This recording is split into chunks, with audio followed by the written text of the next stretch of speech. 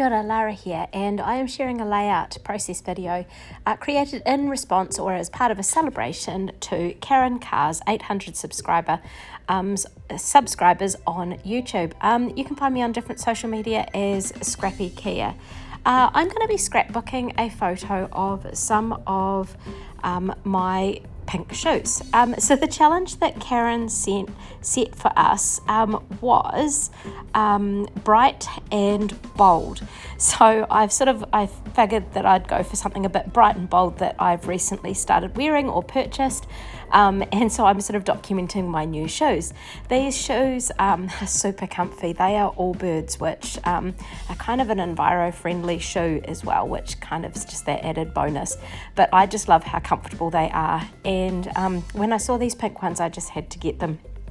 Anyway, I am using some distress oxides and I'm just pushing them all through the same sort of stencil just to add a little bit of a background interest and that brightness. So as part of the celebration for Karen, she's also having a two-part giveaway for store credit with Crazy Craft Obsession, and that's a bit of a thank you for the people who are supporting her Facebook channel. She's going to run a giveaway this week, so you'll have to make sure you check over on her link below, and it's only available to Australia and New Zealand. So normally these sort of prizes and stuff are very much America based. So it's quite nice for those of you Kiwis who are here watching on my channel that you may be able to access some of the goodies that are available. So there's some information below on how you can be involved in this prize draw.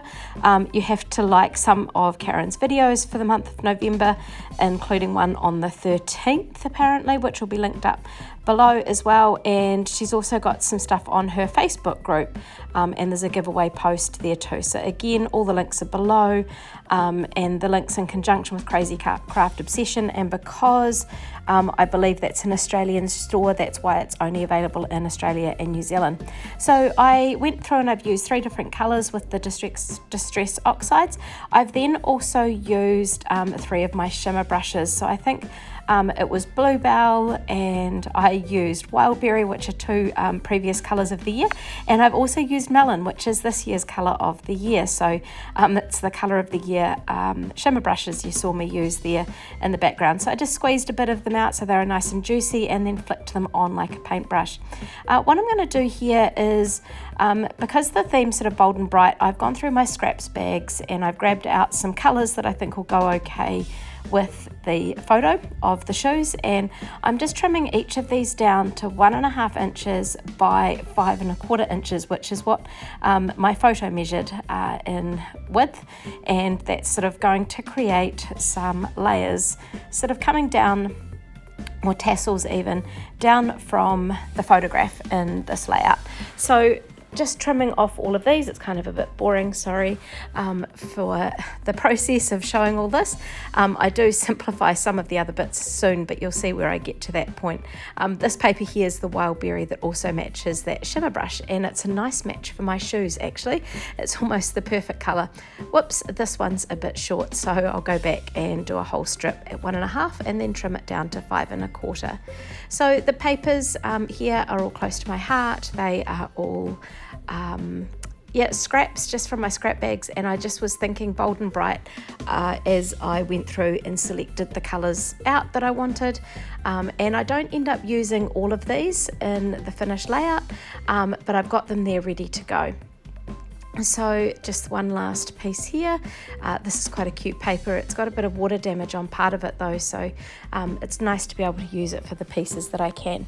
So here's my background with the distress oxide and the shimmer brush splatters, and I'm just going to tidy up my space a little bit and then get ready to stick these down. So I am using these scissors here that I got as a Rewards Your Way item a while ago, and they do make this process super simple.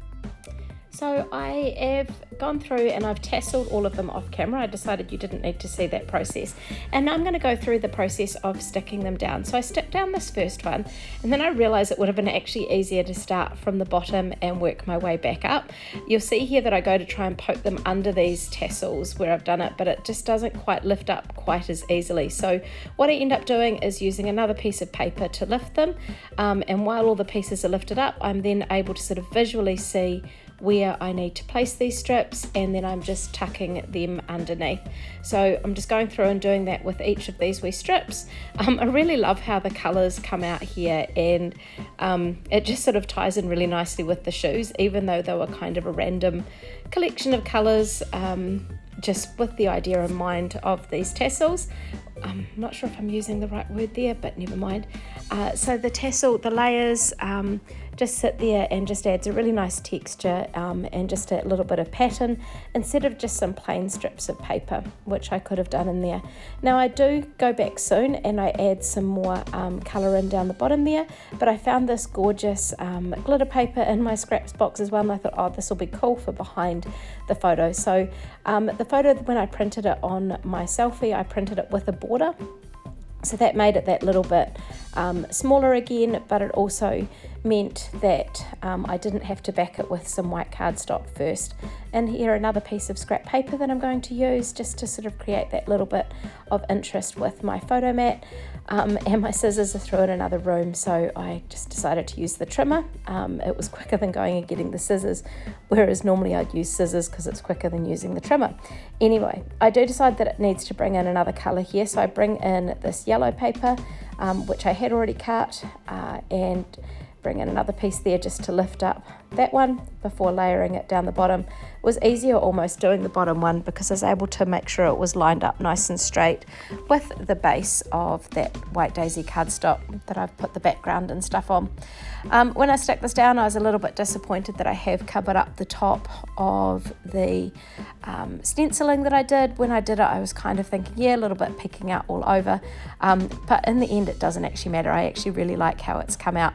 So I'm just using these black chipboard alpha, and I'm just titling it Pink Shoes, and I've gone ahead and stuck them down off camera. Now these are some shapes that I used print then cut on the Cricut.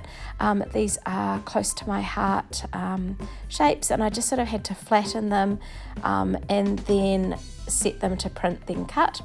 And I decided I'm going to use a little bit of foam tape to lift up this flower here, bringing in that pretty blue that's in some of those papers, and then I've got this sort of journaling frame here as well that I'm going to tuck in, and it just sort of balances with the oval shape with the round flower down the bottom. I found a mixture of sequins from an older collection as well, and I'm just going to use some glue dots to stick down a few places where I'm going to pop these sequins in a bit.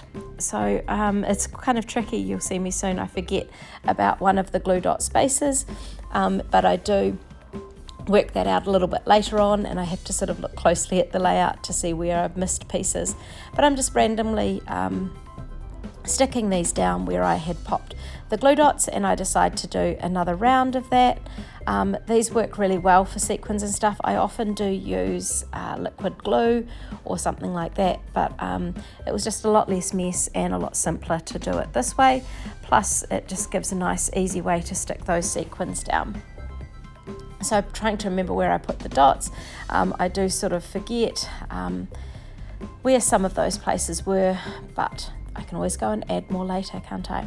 Anyway, so got that, just covering that up before I spill them everywhere by accident, and getting ready to pop in my journaling. So essentially in the journaling, what I'm saying is along the same lines as I mentioned at the start of this video, how just documenting these bright shoes. So a little bit more about Allbirds. They come in all sorts of colours, like pink. I've also got a navy pair.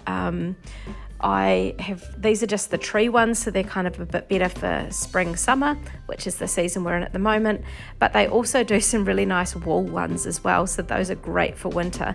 And I've got some bright blue ones, I've got ones with a little bit of a purple fleck through, and I've had black and stuff as well, so they're pretty cool, comfy shoes. So I have decided that these die cut shapes just needed a little bit more definition, so I have gone round those in black pen, and I did wonder about putting the date or something like that in there, but decided against it. Here's some close-up images of this layout. I hope you decide it meets the bold and brief, and remember to check the links below for other people who are participating in the celebratory hop and for information on Karen's giveaway. Thanks for watching.